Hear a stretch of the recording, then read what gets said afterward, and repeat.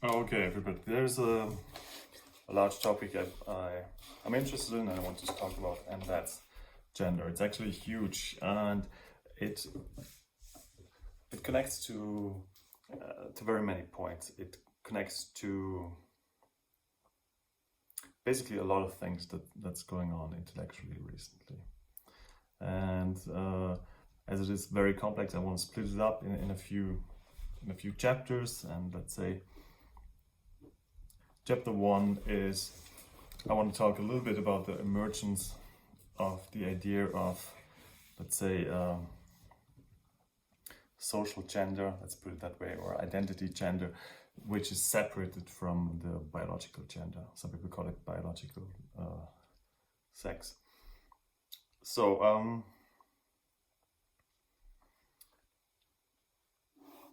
let's say throughout history, the vast majority of people lived very physical lives. And within the physical life, it makes a huge difference if your body is male or female, particularly before a reliable birth control. That means that humans just lived in quite different conditions depending if they were male or female. And like for women, it often meant they had a lot of babies, which was also a lot of time like one of their main tasks, to look after them, to raise them. It also entailed that having babies was kind of an extreme experience. There was a lot of death of the women involved, death of the babies, and most women got pregnant. And there was a lot of bodily activity and emotional activity involved in that. That was it was different to man. For man, for a wide range of history, for a long time, being working physically was important, and what it did. Often jobs, often tasks where physical strength and endurance is very important. Tasks where bodily gender differences made a huge difference. So in those lives, being male or female was just biologically a huge difference. There was added on the social gender with different social expectations, different social rules for male and female, and yeah. So you had those two things, but the bodily aspect was really important. And the bodily aspect, particularly for women, was that they got pregnant, they had babies. There was it was very tough to have children. There was death, and raising children was hard. It was like you had to breastfeed them, otherwise they wouldn't survive. And for men, and so there was just, let's say, a lot of bodily connection to being a man or a woman. You just could not. You could hardly escape that. Let's put it that way. And what we then had is a very sharp contrast in academia. Maybe starting in the 20th century, this whole movement where people analyzed gender. And when I use the word gender, I mean basically both the biological aspect and the social aspect. And they analyzed gender mainly on the social aspect. So how the norms relate to gender, how people talked about gender, how people wrote about gender, how people thought about gender. And although this is a very important aspect of gender, it kind of got detached from biology. And it was often people who themselves were not massively bodily involved.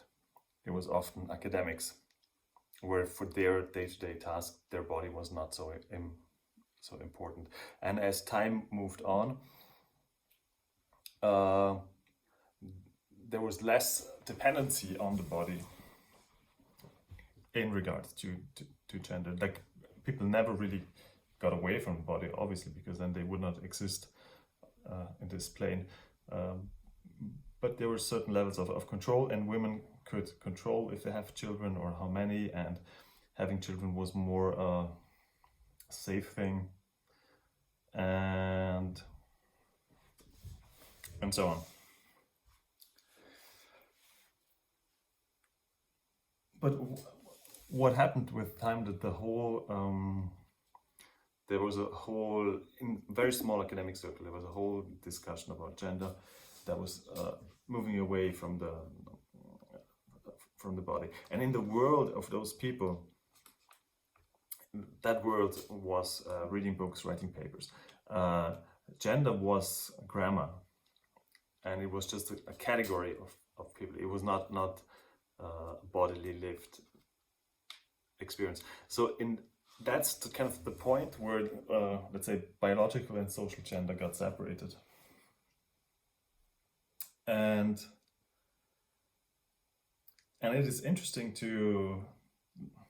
there are points to be made for the separation. For example, one is kind of just a boy or girl growing up biologically this or biologically that, and then the other one is what is expected from them, how are they addressed, grammar, what are they allowed to do, what they're not allowed to do, what do they have to do, and so on. Men have to go to war, women have other constraints and things to do. But the interesting thing is that at one point this whole the social idea of gender got kind of in academia became the main focus, and it kind of got disconnected from the body, and that's where we hear things like gender is a social construct. And so gender is a social construct in a way, but it's not floating in thin air. It's kind of related to bodily realities, so to speak. But there was one group for whom gender was only or mainly a social construct, and that was academics, where it became the focus of analysis was gender as a construct. And then there was more and more the movement where the focus of gender was as a social construct, as like how are people mentioned, how are they talked about, and less so as a bodily reality with different hormones, different functions, different strength, different dangers, and so to speak. And so that was one group, like academics. They're a little bit like in their ivory tower, and gender is basically an idea, an identity, a grammar form, and then of course this all got connected to Marxism and feminism, where the female gender is the oppressed gender and the male is the oppressing gender, power relations, so on. But more and more disconnected from the body. So that's stream number one. And stream number two is social media, where also like the self representation is not as much connected to the body anymore. Like in the world of social media, there's much more the possibility to represent yourself as something independent from your biology. You basically are what you believe you are, what you present to be, and to blur the lines of gender is much easier in there than in the physical reality, where humans have a very strong and very intuitive sense of who is a biological male and who is a biological female. So the interesting thing that that happened, and now we are getting close to the year 2023, is that suddenly the only valid definition of what is a man and a female has nothing to do with biology anymore, but has to do with self-identification. Let's just put it that way. It's one aspect of gender that won the games in gender studies, and that led to some interesting development. And throughout history, gender was always a category of the state. As soon as the state emerged, there was basically a legal category, like things men were allowed to do that women were allowed to do, certain obligations for men that women had, and vice versa. Of course, in Western history, you can like this whole concept of like patriarchy, so that it was more in favor of man came up, or yeah. And now we're in the year 2023, and there's a law pending in the German parliament that basically says gender is about self-identification. That law already exists in a few Western countries. That basically says you can go up to the administrative place, whatever that is, and declare yourself what gender you are, and then in the eyes of the state, that's what you are. So the state basically accepts that male, female for the state is basically what you say you are. So the state doesn't not view you as a biology, like the relevant category of gender for state is not biology anymore. Okay, what does that mean, and what does that entail? So the one question might be, why does the state have categories, male, female? Why is it not citizen? And for one reason, it's like practical things. It's like how does the state address you? It's kind of grammar, but at the same time, this could easily be solved when the state addresses all the citizens in a gender neutral way. Either use, it depends on language, either just use gender-free language or come up with new terms, or just avoid gender. Like there's not many ways other than like a letterhead where the state needs to address you as male and female. And so what is the relevance of gender for a state? Again, when I say gender, I mean the term man and woman, and that can be like a social gender or like a biological gender.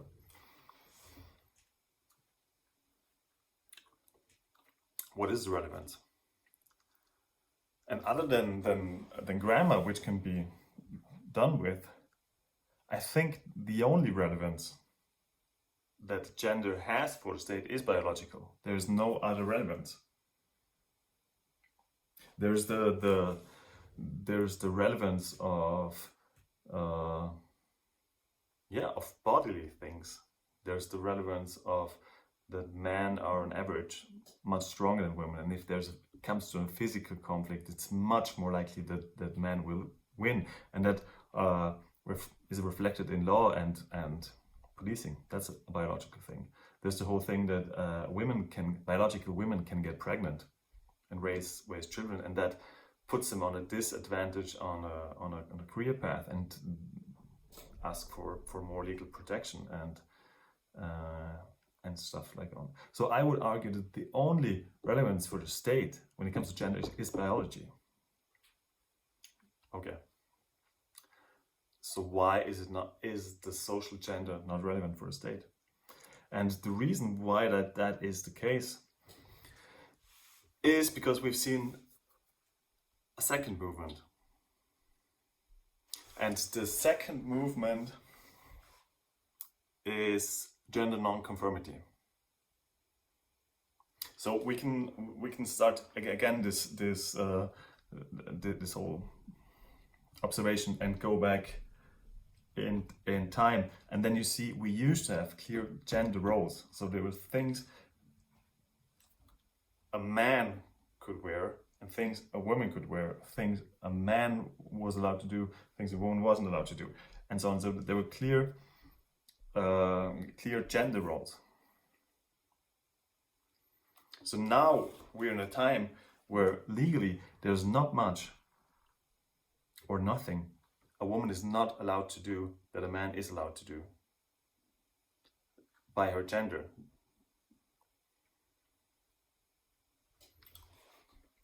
And if there are restrictions, they have to do with biology. So what is, if we, like in the West, we become a society that accepts gender non-conformity, what is the role of gender independent of biology? You could say, okay, well, you know, as a man you can wear a dress. You don't need to have a official female passport to wear a dress.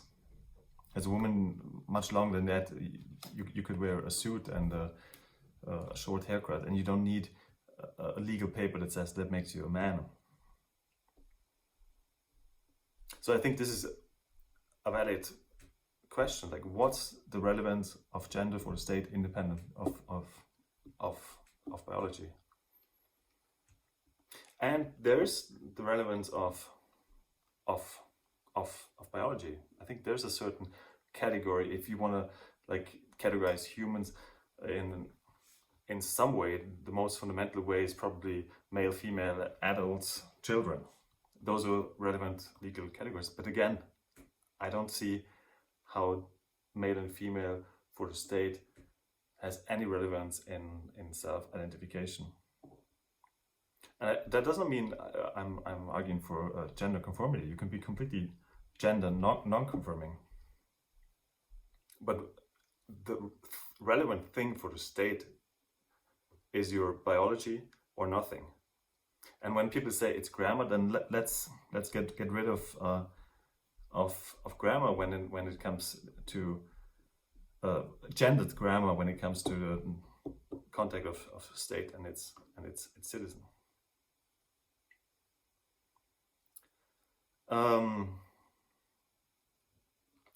There's I think, let's say up until the 90s, early 2000s, the progressive stance was kind of a movement that went away from expecting gender conformity. And I think a lot of people, my generation or older generation, or in a lot of areas of the world still now, they grew up with strict gender norms, and those norms were often installed with like shame or punishment. Like as a man you need to do this and you're not allowed to do this, as a woman you need to be like this and you're not allowed to do this. With men it's often like don't be emotional, and with women it used to be like that they weren't seen as competent and all those things. And the movement was kind of that boys should be allowed to do whatever they want to do, and girls should be allowed to do what they're allowed to be. And a little boy can be emotional and should be treated carefully, and he can wear a dress and be into musicals or whatever, and he can also be like run around with a sword and want to fight and like drugs. So it doesn't matter, there's the freedom. And the same is true about girls. A girl can be very feminine and like musicals and art, and a girl can run around with a sword and fight dragons and like drug. And that was actually, I think that was a beautiful idea, that kind of gender is not informed by shame.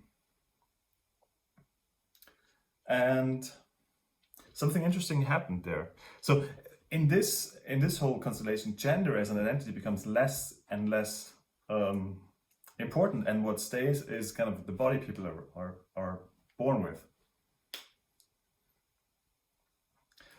But in very progressive movements right now, we see a massive regression.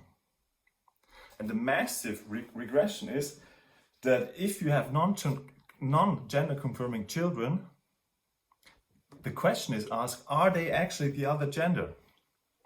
So if you have a boy who wants to run around in a pink dress and be a princess, the answer is not, in many liberal circles, leftist circles, it's not, oh, okay, he's a boy because that's defined by his biology, and he wants to be a little bit more feminine, what was traditionally seen as feminine, maybe a little bit more soft, more sensitive, maybe he likes ballet or opera or whatever, that's fine. He's just fine the way he is. Nothing needs to be changed about him. Same with a girl, if she's like what people would label a tom girl. What happened now is if you have young children that display characteristics that were traditionally seen as belonging to the opposite gender, the question is asked, are you actually a boy if you're a girl? Are you actually a girl if you're a boy? Okay, fun and games. But what happens next? Then you have the idea of what a boy should actually be. So you have a feminine girl, a masculine girl, masculine in the sense of attributes that used to be attributed to masculine. And then the idea is asked, are you actually a man? Are you actually a boy? And if then that person said, okay, if liking trucks and wanting short hair and wanting to play with a boy means a boy, then I'm probably a boy. And then something quite violent comes in, and then it says, okay, but if you're a boy, then your body is wrong, because it's the body of a girl, and something very twisted happens there, and something very regressive. And then the question is asked, well, okay, should your body actually be different, because your psyche is what we use to connect to the other gender.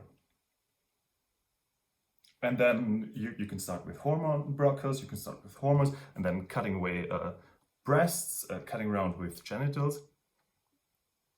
And in the end, this is the opposite of a gender non-confirming movement. It's kind of extreme form of gender conformity. That actually means that if your gender or how you feel and how you act actually is more like what traditionally what was seen to belong to the other gender, then your body should be altered to fix that. Your hormones. Even people under the age of 18 in Europe, biological girls get their breasts cut up because they feel more masculine, and then they say, oh, you should fit the gender norm, basically. Now, not the gender norm you were born with, but the gender norm that people see your behavior and your psyche to be fitting. It's quite a violent thing, actually. So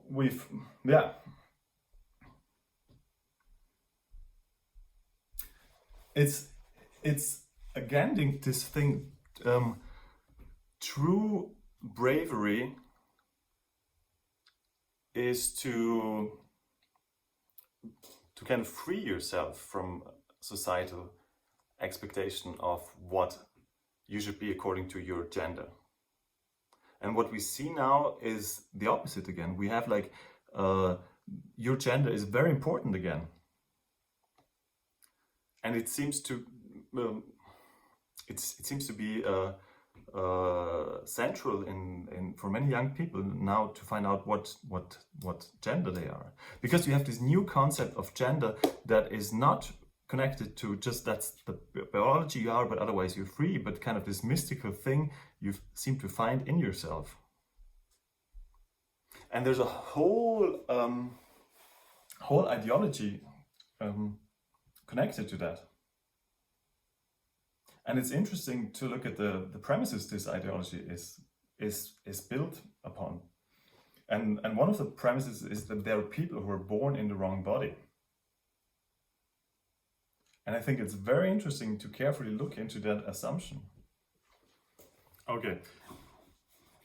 I want to look at this whole thing of like born in the wrong body. What does that mean? So, there's a body, and a body is born. And so, is somebody born into that body? And if so, what is this somebody? And let's look at this just out of like natural science. If you look at like a body is born.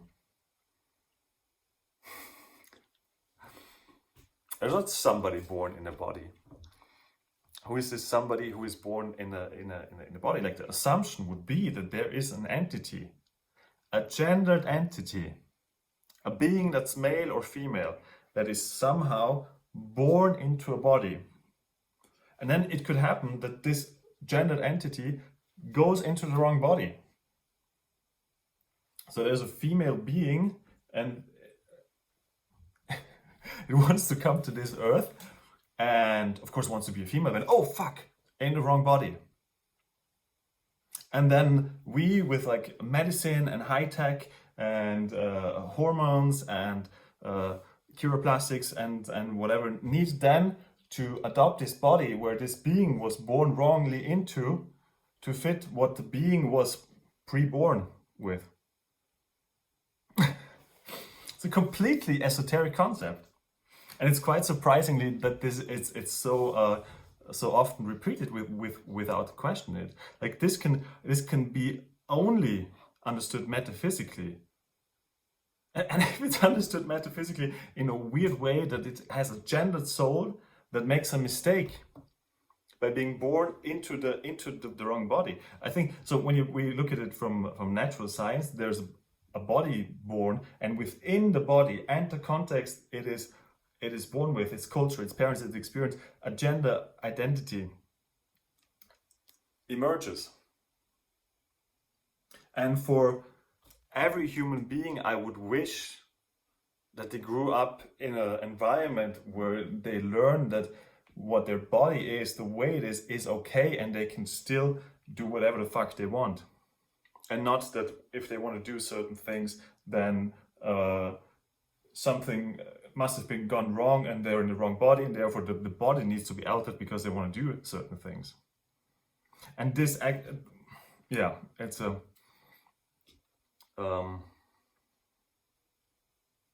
I'm just looking into this concept, which I believe some people feel that they're born in the wrong body. Okay, I believe that. That can have many causes. But it's a huge difference to say there are people who feel they're in the wrong body than to say people are actually born in the wrong body. Okay, so that's that. And I think it's interesting how some of those concepts just spread around without actually being questioned what that mean. Again, I do believe that there are people who feel they're born in the wrong body, and that might have a whole range of reasons. But I think it's dangerous to presume and spread the notion that some people are born in the wrong body, and to connect that to people who fucking don't conform to gender norms. It's insane to spread the notion that a little boy who wants to wear a dress and likes pink and likes has his nail done and prefers to play with girls is born in the wrong body. It's kind of a violence of society.